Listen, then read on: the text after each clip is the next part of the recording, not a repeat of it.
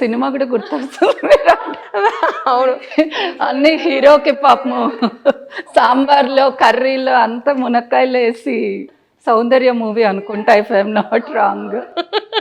మునక్కాయల concept అంటూ లేదండి, but all the healthy diet, so more in antioxidants, vitamins, zinc, vitamin C and protein ఎక్కువ తీసుకోవడం, carbs, ఈ refine sugars తగ్గించుకోవడము. Protein ఎక్కువ తీసుకోవడము అంటే మరీ ఎక్కువ కాదు. ఇప్పుడు ఐ సీ అది అదర్ ప్రాబ్లం, అంటే too much of exercise conscious, lot of protein powders, shakes, muscle బిల్డింగ్కి డిఫరెంట్, అది కూడా too extreme is also not good. అతి సర్వత్రా వర్జయేత్, అంతే, ఎందులోనైనా సరే అతి మంచిది కాదు. కరెక్ట్. సో వెజిటేరియన్స్కి వెజ్ ప్రోటీన్ ఉంటుంది మనకు డైట్లోనే, నాన్ వెజిటేరియన్స్కి ఫిష్ కానీ, చికెన్ కానీ, బాయిల్డ్ ఎగ్ కానీ, ఇలాంటివి తీసుకుంటూ ఫ్రూట్స్ అండ్ వెజిటబుల్స్ అంతా ఇన్కార్పొరేట్ చేసుకున్నారంటే that is more than enough.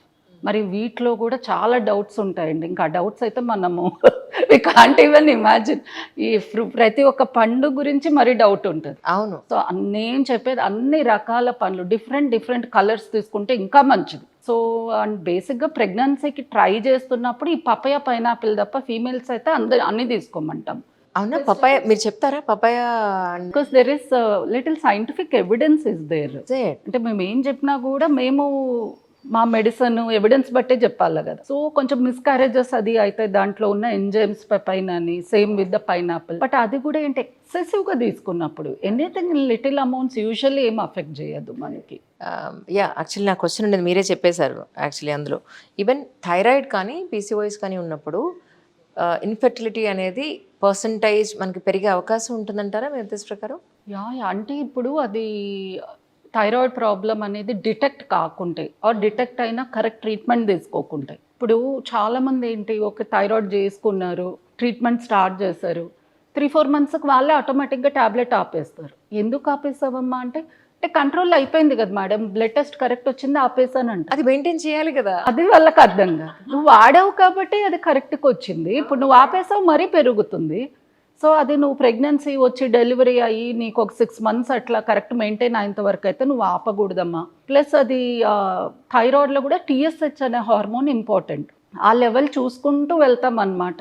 అంటే ట్రీట్మెంట్ తీసుకుంటున్నప్పుడు, ప్రెగ్నెన్సీ వచ్చిన తర్వాత, ప్రెగ్నెన్సీలో కూడా చూసుకుంటూ డోస్ అడ్జస్ట్మెంట్ అంటూ చేస్తూ పోతాం. ఇలా చేయడం వలన థైరాయిడ్ ఇష్యూ అనేది మనకు చాలా వరకు ఏమి ఉండదు. అంటే దానివల్లనే పిల్లలు పుట్టడం లేదు అని చెప్పలేము.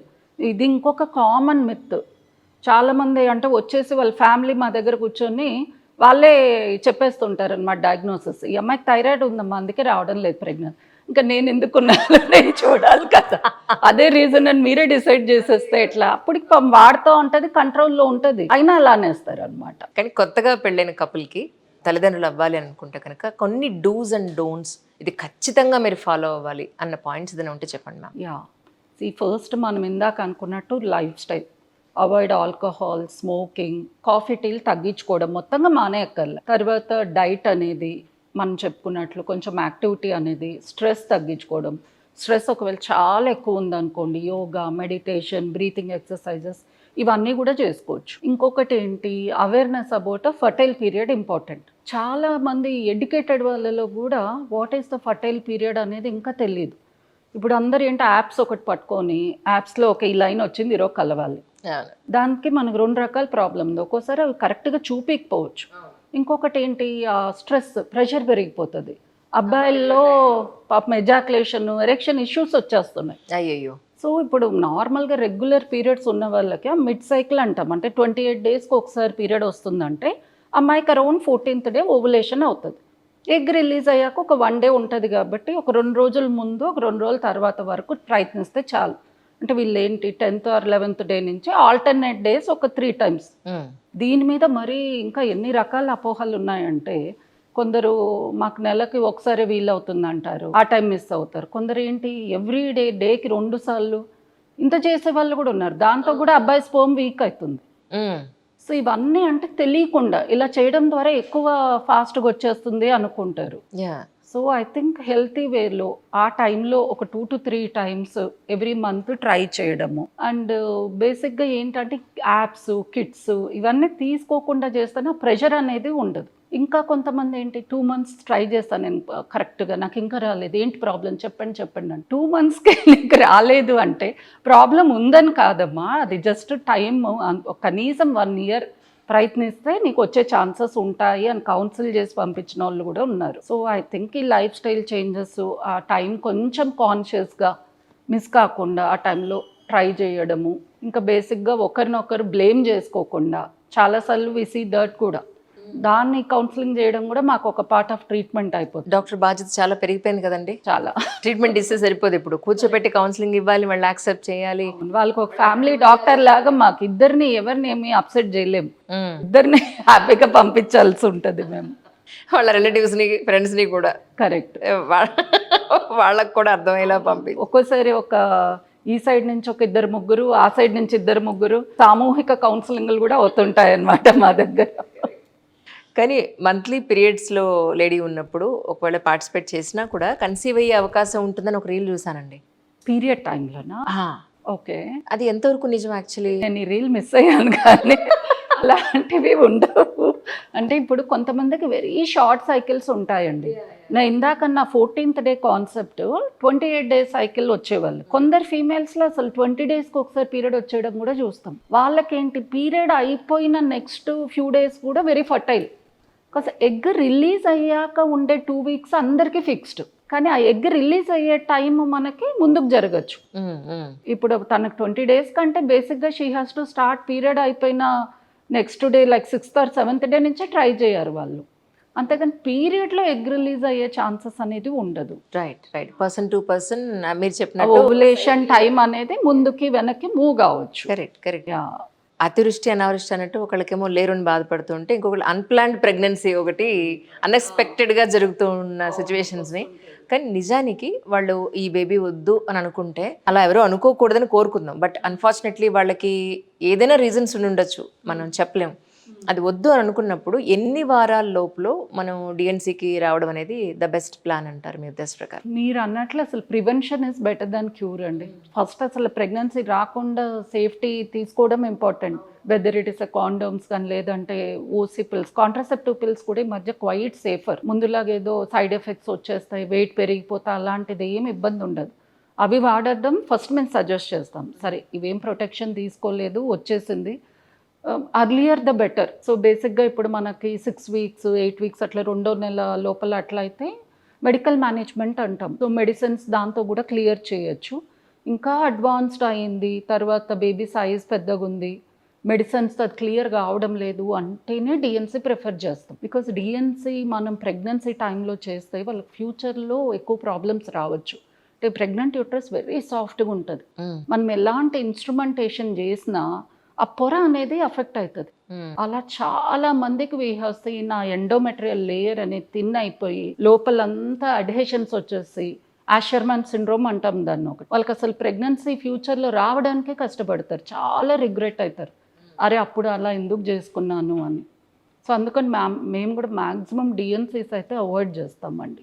కానీ నిజానికి చెప్తూ ఉంటారు ఏంటంటే నార్మల్ డెలివరీ లేదా ఒక బేబీకి బర్త్ ఇవ్వడం కన్నా కూడా ఎక్కువ లాస్ డిఎన్సీ చేయడం అనేది, అబార్షన్ చేయడం అనేది అంత లాస్ ఉంటుంది. Correct correct. అది కూడా చెప్పాలి అంటే మనకి ఫస్ట్ ట్రైమెస్టర్ అంటే ఫస్ట్ 3 months తర్వాత, బికాస్ ఇప్పుడు కొంతమంది like for various social reasons కూడా టర్మినేషన్కి 5th monthలో 6th monthలో కొందరు ఇట్లా ఫీమేల్ బేబీస్ అని అలా చేస్తున్నారు. కాబట్టి మన laws become very strict, which is needed. ఈ మధ్య కూడా we see lot of people coming up asking, మా సెంటర్స్లో కూడా ఫీమేల్ బేబీ చేస్తారా, ఐవీఎఫ్లో వీలవుతుందంట కదా.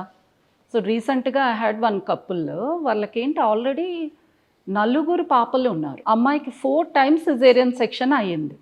అంటే ఇక్కడ హస్బెండ్ కూడా కాదు, వైఫ్ ఈస్ ఇన్సిస్టింగ్ నాకు మేల్ బేబీ కావాలి. అసలు నీకు ఫస్ట్ సేఫ్టీనే కాదు, 4 cesareans అయినా 5th cesarean యూట్రస్ రప్చర్ కావచ్చు. అండ్ ఇండియాలో అసలు లీగల్ కూడా కాదు, మేము చేయలేం అంటే అవుట్ సైడ్ చెప్పారు మీరు ఏదో స్పెషల్ ఇంజెక్షన్ ఇస్తారంట, స్పెషల్గా స్పోమ్ Y chromosome తీసుకోవచ్చంట. అలాంటివి లేవమ్మా, అది సైంటిఫిక్ కాదు, మీరు ఇట్లా డెస్పరేట్ ఉన్నారు కాబట్టి అలా అందరు చెప్తారు, అవి నమ్మి చేయించుకోవద్దండి, అసలు ప్రెగ్నెన్సీకే నువ్వు ప్లాన్ చేయొద్దు అని చెప్పి పంపించాను. మరి ఎంతవరకు వింటుందో నాకు తెలియదు. ఇక్కడ 2 రకాలండి. యా ఇద్దరు ముగ్గురు అబ్బాయిలుండి మాకు అమ్మాయే కావాలని వెయిట్ చేసే కపుల్ కొంతమంది నేను చూశాను. అలాగే ముగ్గురు నలుగురు అమ్మాయిలుండి మాకు అబ్బాయి కోసమే ఎదురు చూస్తున్నారు. రెండు కుదరవు ఇక్కడ. ఇక్కడ ఒకటి జనరల్ గా సమాజంలో ఒకటి ఉంది మ్యామ్, నిజంగానే మాకు అమ్మాయే కావాలంటే లేదా అబ్బాయే కావాలంటే IVF సెంటర్ లోకి వెళ్తే అయిపోతుంది. ఇది ఎందుకు ఇన్నిసార్లు కన్సీవ్ అవ్వడం, డిఎన్సీలు చేయించుకోవడం, ఈ టాబ్లెట్స్ వాడడం, అబార్షన్స్ చేయించుకోవడం, ఇదంతా ఎందుకు, పెడితే ఇది అయిపోతుంది కదా మాకు ఇది కావాలని అన్న పాయింట్ లో ఉంది. సో జనరల్ గా అలా చేయడం వల్ల మేబీ దేశవ్యాప్తంగా అమ్మాయిల పర్సంటేజ్ పెరుగుతుందా, అబ్బాయిల పర్సంటేజ్ పెరుగుతుందా, ఈ లెక్కలు మనం పక్కన పెడితే నిజానికి అలాంటి ప్రాక్టీస్ జరిగే అవకాశం ఉంటుందా? మన ఇండియాలో అస్సలు లేదండి. అగ్నెస్తలా అలా చేసిన డాక్టర్కి చేయించుకున్న వాళ్ళకి ఇద్దరికి there could be a punishment. So అసలు మన ఇండియాలో జరగదు. అబ్రాడ్ కొన్ని కంట్రీస్లో అది లీగల్, అక్కడ చేయించుకోవచ్చు. సో బేసిక్గా ఇక్కడ PCPNDT లా అనేది వెరీ స్ట్రిక్ట్. కరెక్ట్. సో అదే మనకి ప్రొసీజర్స్కి కానీ ఆర్ అల్ట్రాసౌండ్ చేస్తున్నప్పుడు జెండర్ చెప్పడానికి కానీ అలాంటివి ఏ ఇష్యూస్ ఉన్నా కూడా మీకు చూపిస్తాయి. ఈవెన్ మా సెంటర్లో కూడా we are displayed. So sex determination అనేది ఏ రకంగా కూడా చేయకూడదు మనం. నేను ఒక వీడియోలో చూసానండి, యుట్రస్ పూర్తిగా డెవలప్ అవ్వలేదు, హాఫ్ మాత్రమే డెవలప్ అయింది, బేబీ లోపల గ్రోత్ అవ్వడానికి అవకాశం లేదు, మేము ఆర్టిఫిషియల్గా యుట్రస్ని క్రియేట్ చేశాము అని. ఓకే, యుట్రస్ ట్రాన్స్ప్లాంటేషన్ లాగా అది వాళ్ళు క్రియేట్ చేసి సో బేబీ అక్కడ కంఫర్ట్గా ఎదగగలుగుతుంది అని.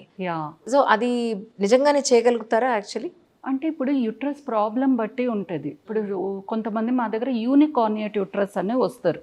అంటే ఏంటి, యుట్రస్ ఇలా ఉండాల్సింది, వాళ్ళకి ఒకటే side develop. Exactly.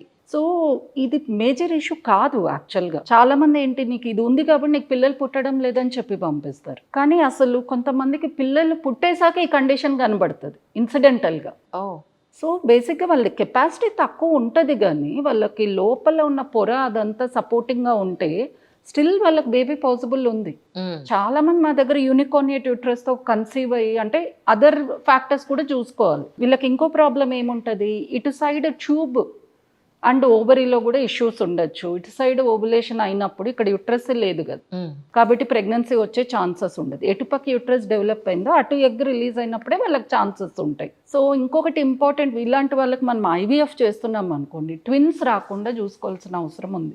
Because IVFలో twins very కామన్గా చూస్తాం. అది బికాస్ మనం 2 embryos ట్రాన్స్ఫర్ చేయడం వల్ల. వీళ్ళకి ట్విన్స్ వస్తే ఆల్రెడీ కెపాసిటీ తక్కువ ఉంది. సో ప్రెగ్నెన్సీలో మిస్కారేజెస్, ప్రీటర్మ్ లేబర్ ఇలాంటి ఇష్యూస్ రావచ్చు. సో వీళ్ళకి బ్యూటిఫుల్ సింగిల్ ఎంబ్రియో ట్రాన్స్ఫర్ చేసుకొని హ్యాపీగా డెలివరీ టర్మ్కి అయిన వాళ్ళు ఎంతోమంది ఉన్నారు యూనికార్నియేట్తో.